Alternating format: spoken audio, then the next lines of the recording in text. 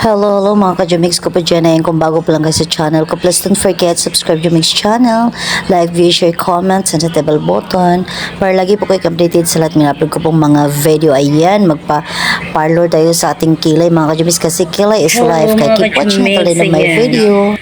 At yung kilay natin mga ka-Jumix, o pinapaano natin sa ayan, ganda mga ka-Jumix, no?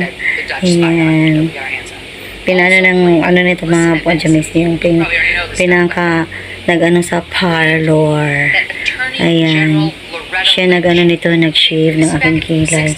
I like sa kilay ngayon mga ka-Jumix. Kilay lang tayo, hindi na tayo sa ayan. I like sa kilay, ang ganda. Ganda ganito pala mga ka-Jumix. So, kailangan malaki dito, maliit dito. Ayan, malaki dito, maliit dito. Ayan mga ka-Jumix. Thank you for watching.